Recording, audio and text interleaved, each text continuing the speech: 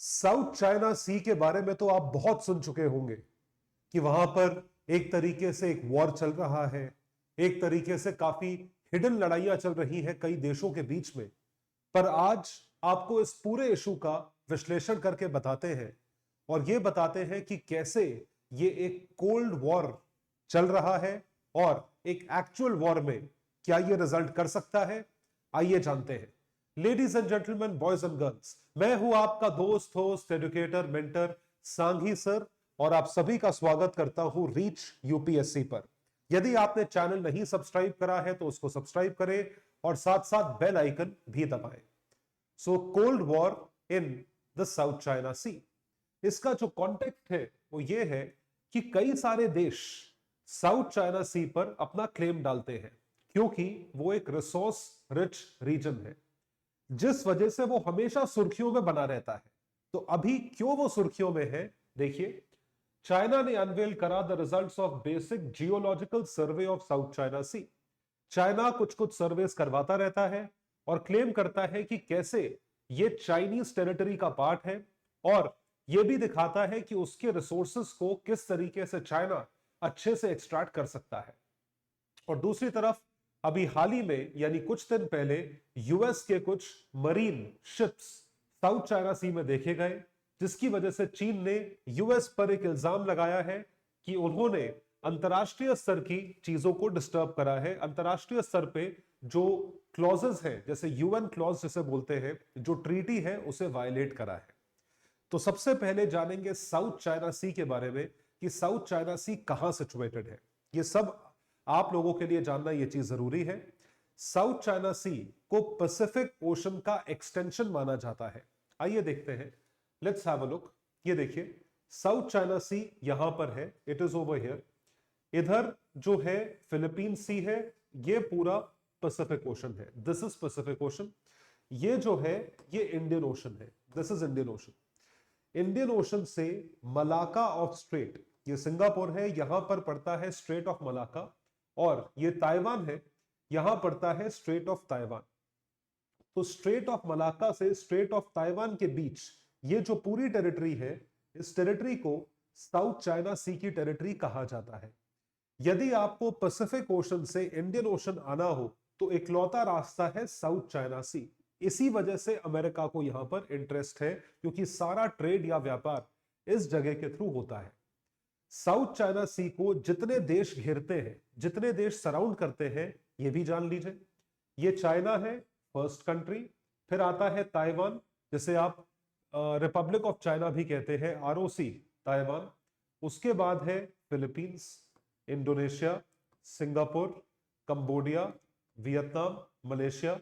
ये सारे देश इसे घेरते हैं। Littoral countries of the South China Sea are China, Taiwan, Philippines, Malaysia, Brunei, Indonesia, Singapore, Cambodia, Thailand और वियतनाम।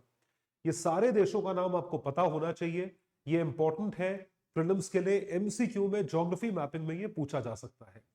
और जैसा मैंने बताया, स्ट्रेट ऑफ मलाका से स्ट्रेट ऑफ ताइवान के बीच में ये जगह रेंज करती है। साउथ चाइना सी में ही कुछ आइलैंड्स भी पड़ते हैं, सर्टेन आइलैंड्स। ये आइलैंड्स कहां कहां पड़ते हैं, let's have a closer look, पास से देखते हैं। ये देखिए, एक सेट ऑफ आइलैंड्स है स्प्रैटली आइलैंड्स, दूसरे जो है वो है पारासेल आइलैंड्स, और तीसरा है स्कारबोरो शोल। एक इंटरनेशनल ट्रीटी है जिसके बारे में चर्चा करेंगे, उसके अनुसार कुछ कुछ देश जिसके मरीन ज्यूरिसडिक्शन में ये पर्टिकुलर आइलैंड्स आते हैं, उनको इंक्लूड करा जाता है उसी कंट्री के एक्सटेंशन में या उसी कंट्री के अंडरस्टैंडिंग में, उसी कंट्री की टेरिटरी में। तो किस तरीके से देखा जाता है, देखिए, Paracel Islands are clustered in the north west corner of the sea, और ये चाइना, वियतनाम और ताइवान क्लेम करते हैं। स्प्रैटली आइलैंड्स जो है ये लोकेटेड है साउथ ईस्ट कॉर्नर में, claimed by Taiwan, Vietnam, Philippines, China and Malaysia. इस तरीके से ये सारे देश स्प्रैटली को और पारासेल को क्लेम करते हैं। फिर आती है बात साउथ चाइना सी की हिस्ट्री के बारे में। ये जानिएगा, साउथ चाइना सी को क्लेम करना शुरू करा, पूरे एरिया को, चाइना ने 1947 में। 1947 में चीन ने इसके अराउंड 11 डैशेस जो है वो बनाए, और ये बोला इस 11 डैश लाइन के जरिए हम पूरा साउथ चाइना सी क्लेम करते हैं। फिर उसके कुछ साल बाद 2 डैशेस हट गए, क्योंकि वियतनाम में भी कम्युनिस्ट रिजीम चल रहा था, जिसके चलते 2 डैशेस को रिमूव करा गया, तो वो 11 डैश लाइन जो है 9 डैश लाइन में कन्वर्ट हो गई। 2 dashes were removed in the early 1950s to bypass Gulf of Tonkin as gestures to communist comrades in North Vietnam। मतलब अपनी तरफ से जेस्चर दिखाया, ऐसा लग रहा है चाइना ने एहसान कर दिया। The remaining 9 dash line stretches hundreds of kilometers south and east of its southerly Hainan Islands, covering 90% of South China Sea। तो कहां से कहां तक पड़ता है ये देखिए। तो ये जो पूरी आप यू शेप लाइन देख रहे हैं, ये देखिए डैश 1 2 3 4 5 6 7 8 9, ये जो आप 9 डैश लेकर देख रहे हैं यू शेप में, ये साउथ चाइना सी को एनकैप्सुलेट करता है, और ये पूरी 9 डैश लाइन चाइना क्लेम करता है, it is claimed by China. फिर आती है बारी 1960s में, सन 1960 में जब और ज्यादा डिस्कवरी हुई, जब टेक्नोलॉजी एडवांस हुई, तो पता लगा ये तो सोने की खान है, ये सोने का अंडा देने वाली मुर्गी है, क्योंकि यहां पे trillions of dollars of oil है। मतलब इतना ऑयल है जिसकी वैल्यू आज की डेट में देखी जाए तो ट्रिलियन डॉलर से ऊपर है, और कई सारे millions of cubic metres of natural gas है। So when oil and gas were discovered in the region, territorial claims started growing in an unprecedented manner। क्योंकि जब वहां पे तेल मिला, जब वहां पे गैस मिली, तो उसके आसपास जितने देश थे सब अपना क्लेम डालने लग गए कि भाई ये हमें डिपेंड करता है या हमें मिलता है। अब आती है बात अंतरराष्ट्रीय डॉक्यूमेंटेशन की, इंटरनेशनल ट्रीटीज की।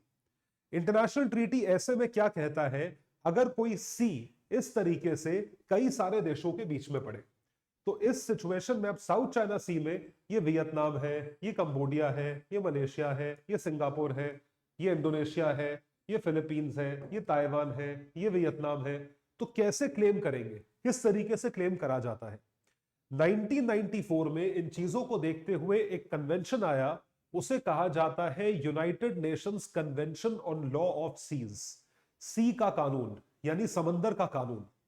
उसके तहत एक देश का जो एरिया है, ज्यूरिसडिक्शन है पानी में, वो 200 नॉटिकल माइल्स तक जाता है, उस चीज को हम एक्सक्लूसिव इकोनॉमिक जोन कहते हैं। So UN clause came into force in 94, which established a legal framework intended to balance economic and security interest of coastal states, इसका security balance करी with those of seafaring nations। जितने seafaring nations हैं वो सब आपस में ये काम करते हैं। अब उसमें प्रॉब्लम ये हुई, यूएन क्लॉज ने जो बताया उसकी बात किसी ने मानी नहीं, या ऐसा कहा जाए यूएन क्लॉज को अपनी अपनी तरीके से इंटरप्रेट करने लगे। They started interpreting UN clause according to themselves what they felt was correct, their own interpretation, and countries started to legitimize their claims कि हम जो बोल रहे हैं वो ठीक है। सन 2002 में आसियान, जो association for South East Asian Nations है, and China came together to sign the declaration on the code of conduct of parties in South China Sea to keep the disputes away। इन्होंने एक बाकायदा code of conduct sign करा, but सही आप guess कर रहे हैं कि चीन ने अपना ही कोड ऑफ कंडक्ट नहीं माना होगा, तो जाहिर सी बात है did not achieve the desired outcome. कैसे आउटकम आएगा जब आप मानोगे ही नहीं। फिर सन 2009 में मलेशिया और वियतनाम ने भी अपना क्लेम करा, commission on the limits of continental shelf to settle their some of the claims, इन्होंने ये चीज बोली।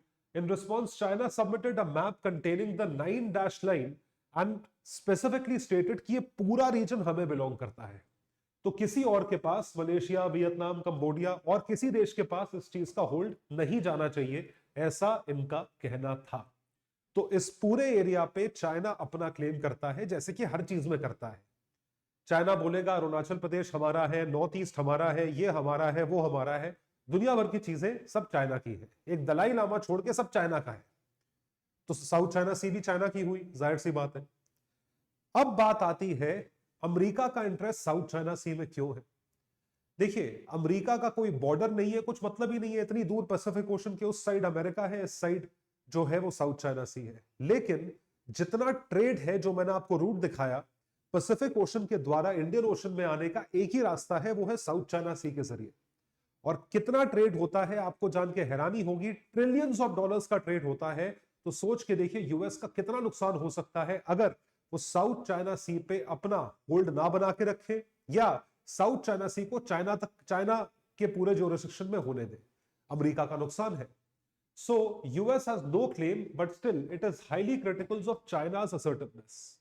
चाइना की असर्टिवनेस को कंटेन करने के लिए यूएस ने कुछ देशों को वहां पे सपोर्ट करना शुरू करा जो साउथ चाइना सी के आसपास पड़ते हैं, और उसी चक्कर का कारण से यूएस ने जॉइंट मिलिट्री पेट्रोल्स करे, जैसे कि जापान के साथ, इंडोनेशिया के साथ, ऑस्ट्रेलिया के साथ, फिलीपींस के साथ साउथ चाइना सी में कि नेवल एक्सरसाइजेस हो रही है जो कि होती रहती है। Free navigation of commercial vehicles in the South China Sea is vital for regional and international trade. इस ट्रेड में जो है कमर्शियल वेसल्स यूएस की चलती रहती है। यूएस ने आसियान को सपोर्ट करा फाइनेंशियली और मिलिट्री कैपेबिलिटी द्वारा। एक तरीके से आप आसियान को स्ट्रॉन्ग कर रहे हो कि चीन ज्यादा घुसे तो आप भी अपना होल्ड बना सकते हो। East Asian countries strengthened bilateral defence collaboration with these countries, तो ये चीज करी गई। तो जैसा मैंने आपको बताया यूएस ने अपना इंटरेस्ट बढ़ाया उस एरिया में क्योंकि उस एरिया का ट्रेड रिलेटेड ज्यूरिसडिक्शन या ट्रेड रिलेटेड पोटेंशियल बहुत ज्यादा है। तो यहां पर कुछ टर्म्स है जैसे मैंने आपको समझाई थी। UN clause, United Nations convention on law of seas 1982 में आया और 1994 में कंक्लूड हुआ। इसके तहत अगर एक सी की बाउंड्री या एक सी का एरिया कंट्रीज को बॉर्डर करता है तो आपका जो ज्यूरिसडिक्शन है उसके अंतर्गत एक्सक्लूसिव इकोनॉमिक जोन द्वारा डिफाइन करा जाता है। एक्सक्लूसिव इकोनॉमिक जोन जो है वो एक्सटेंड करता है 200 नॉटिकल माइल तक for coastal Nations marine resources not security zone. तो 200 नॉटिकल माइल्स तक आपको सिक्योरिटी नहीं प्रोवाइड करनी है, लेकिन उसमें जो रिसोर्सेज है उस पर आपका होल्ड आता है, मरीन रिसोर्सेज। तो जो भी फिशिंग वगैरह होगी और उसके नीचे, धरती के नीचे तेल, कोई भी मिनरल होगा, उस पर आपका होल्ड आता है और इसी के तहत चाइना अपना क्लेम कर रहा है। खैर चाइना तो पूरे एरिया को ही क्लेम कर रहा है जो कि बिल्कुल गैर कानूनी है। अब सवाल आता है इंडिया का, भारत का क्या इंटरेस्ट है? भारत की भी कोई डायरेक्ट बाउंड्री नहीं है साउथ चाइना सी के साथ। भारत का क्या इंटरेस्ट है? भारत ने बहुत सोच समझ के एक स्टेप उठाया कि हम किसी की साइड नहीं लेंगे। ना तो हम साउथ चाइना सी में पार्टी करेंगे, ना तो हम साउथ चाइना सी में किसी का पार्ट बनेंगे, और ना ही उसके खिलाफ जाएंगे या किसी देश के खिलाफ बोलेंगे। हालांकि इंडिया ने थोड़ा सा हिंट करा है कि जो चाइना की हेजेमनी है वो गलत है। So India is neither a party to the dispute nor has it taken sides. कुछ नहीं करा इंडिया ने, but with increasing ties with East Asian countries, Bharat ने अपनी एक्ट ईस्ट पॉलिसी के तहत इनडायरेक्टली चाइना का जो इलेजिटिमेट क्लेम है उसे कॉल आउट करा है। It has been called out, ये चीज करी गई है। तो जो चाइना के प्रोटेस्ट है, India continues it's oil exploration. कैसे चाइना के प्रोटेस्ट को काउंटर करा जा रहा है? ओएनजीसी विदेश लिमिटेड जो रिग्स में डिग करके तेल निकालती है, वियतनाम के कोस्टल एरिया में ओएनजीसी विदेश लिमिटेड ऑयल को एक्सट्रैक्ट कर रही है और वियतनाम को सप्लाई कर रही है। उसी के साथ India supports a negotiated settlement of Brunei's maritime dispute with China, which India's energy lanes to Brunei, यहां से सिक्योर होते हैं हमारे एनर्जी लेन्स, हम उनको सपोर्ट करते हैं। तो ये साउथ चाइना सी है, ये ब्रूनेई है, हमारे ऑपरेशंस यहां है, और ये वियतनाम है, यहां तो हम ऑयल एक्सट्रैक्शन कर रहे हैं।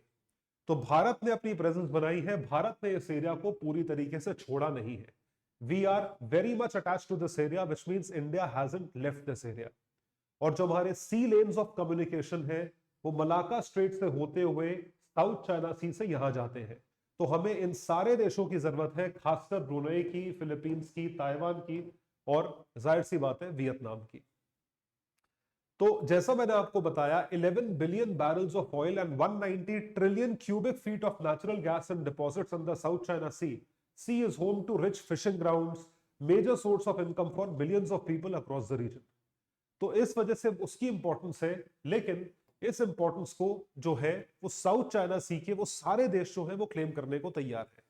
तो वहां पे मिनरल भी है, ऑयल भी है, गैस भी है, फिशिंग ग्राउंड भी है। उसके साथ साथ half of the world's fishing vessels operate in this area, सब फिशिंग करते हैं। उसके बाद क्रूशियल ट्रेड रूट है।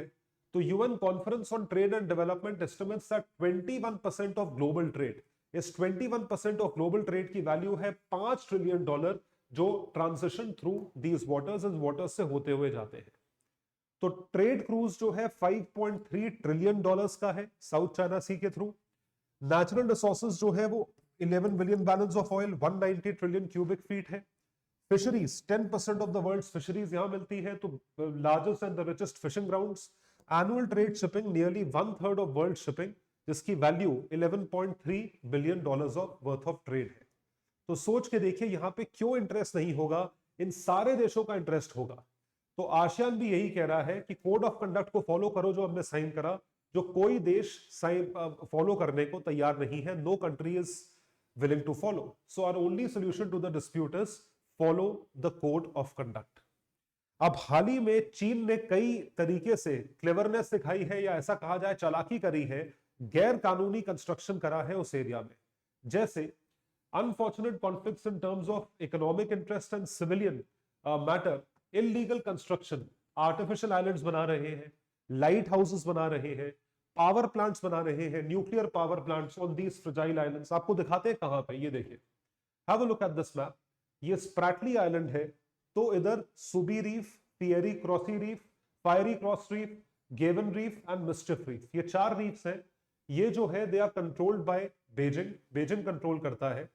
उसके साथ ये कॉटरॉन रीफ और जॉनसन साउथ रीफ, ये लाइट हाउसेस हैं अंडर कंस्ट्रक्शन, ये इलीगली कंस्ट्रक्ट हो रहे हैं। तो बाकी सब चीजें चीन कंट्रोल कर रहा है, लाइट हाउसेस भी चीन बना रहा है जो कि गैर कानूनी तौर पे हो रहे हैं, विच इज नॉट अलाउड। तो अब क्योंकि चाइना इलीगली ऑपरेट करेगा तो बाकी देश क्यों चुप बैठेंगे, अब आप सोच के देखिए। इसलिए क्या तरीका है आगे बढ़ने का, कि चाइना को कंटेन करने के लिए बाकी देशों को आवाज उठानी पड़ेगी, जिस वजह से Bharat rising clout in the region due to enhanced economic cooperation would go a long way in resolving the dispute। हम ये dispute resolve करना चाहेंगे। तो ये पूरा का पूरा मुद्दा है end to end South China Sea का। आई होप आपने एंजॉय करा होगा। अगर आपने पूरा वीडियो देखा है तो प्लीज लाइक करना मत भूलिएगा और चैनल को जरूर सब्सक्राइब करें, हमारे एल्गोरिथम को जरा सपोर्ट करें ताकि हमें और ज्यादा प्रोत्साहन मिले, हमें ज्यादा व्यूज मिले, ज्यादा कमेंट्स मिले। और इसके साथ साथ एक मेंस का क्वेश्चन यहां पे लाया गया है, evaluate the economic and strategic dimensions of India's look east policy in the context of the post cold war international scenario। इसका जवाब आप नीचे लिख सकते हैं कमेंट सेक्शन में। All right guys, that would be all. Thank you so much. Bye everyone. Take care and all the best.